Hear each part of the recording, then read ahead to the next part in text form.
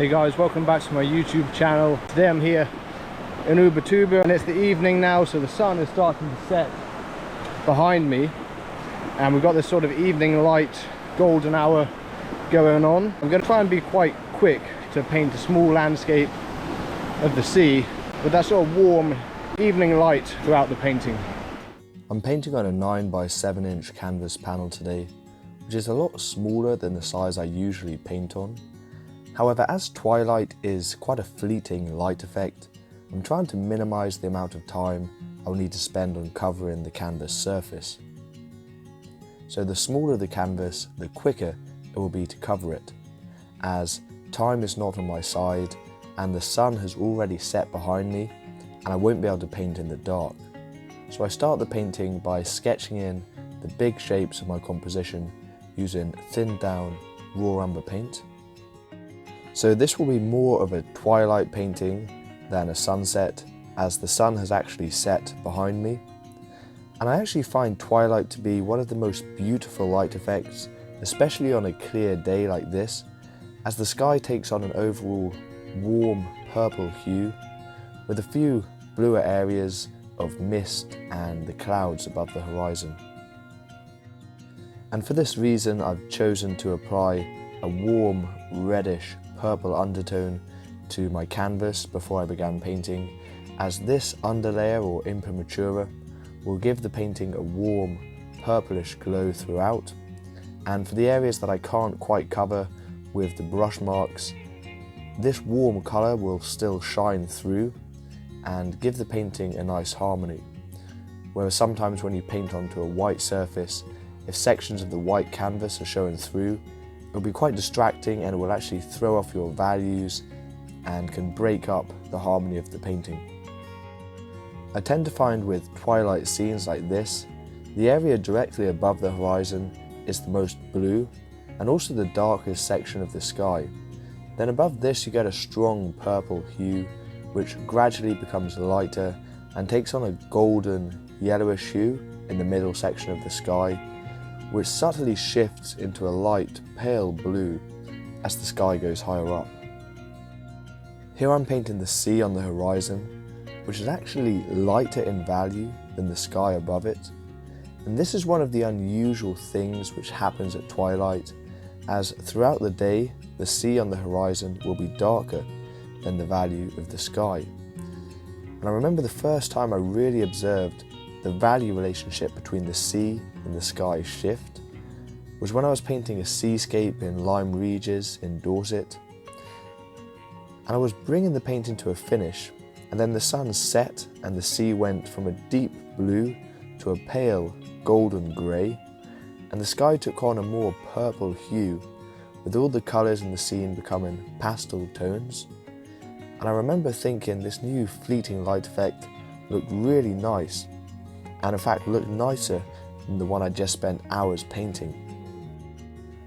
Another useful observation when depicting seascapes at twilight is although most of the scene takes on pastel tones in the range of blues, purples and dull yellows, one section of the painting which does not is the barrel, the face of the wave, which has a deep green turquoise hue.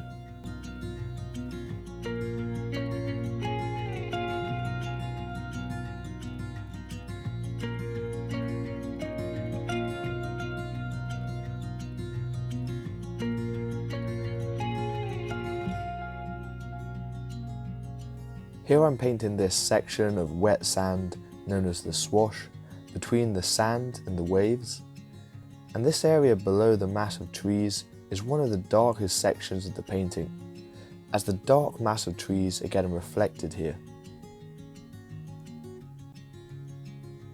I've also painted in a lighter and more vibrant green section higher up on the sea underneath the mass of trees, using a colour mix of emerald green, cobalt blue and a small touch of titanium white, and I've applied the paint to this section with small horizontal dashes of paint.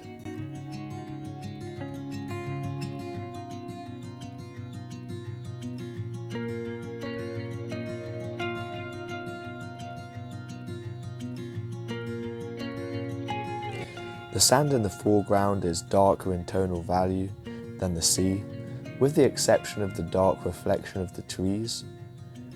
To paint this area, I'm using a colour mix of raw umber, ultramarine blue, yellow ochre, and a small touch of carmine red and titanium white to create a warm grey colour, which is darkest closest to the sea and gradually gets lighter as it gets further away from the shore.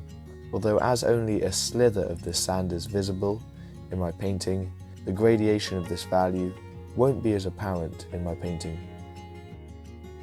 One of the qualities of reflections in water is that they have quite sharp, graphic edges. So here I'm refining the edges of this darker reflection in the sea. I'm avoiding blending the paint in these transitional areas by applying definitive brushstrokes applied in one direction, which helps prevent the layer underneath mixing with the new layer of paint that I'm applying.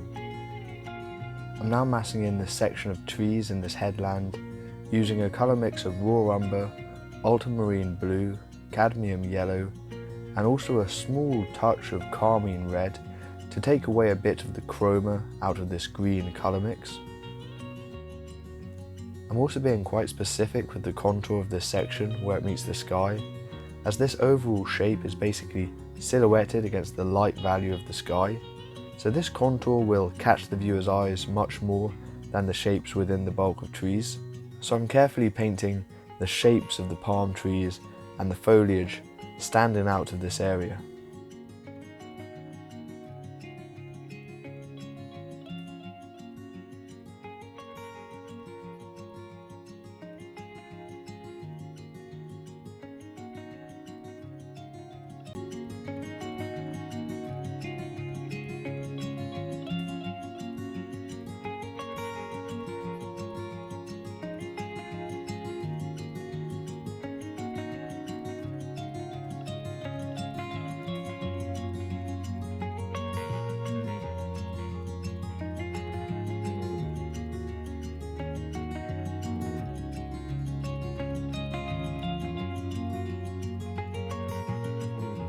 So the final stage of this painting, I'm painting in these buildings up on this headland, and I think they look really nice with this white colour to the front and sides of the building and then these orange rooftops.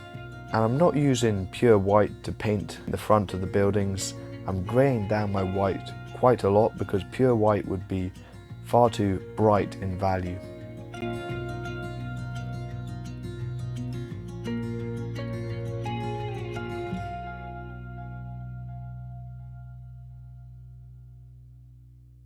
I hope you enjoyed that video of me painting this seascape at twilight here in Ubatuba, Brazil.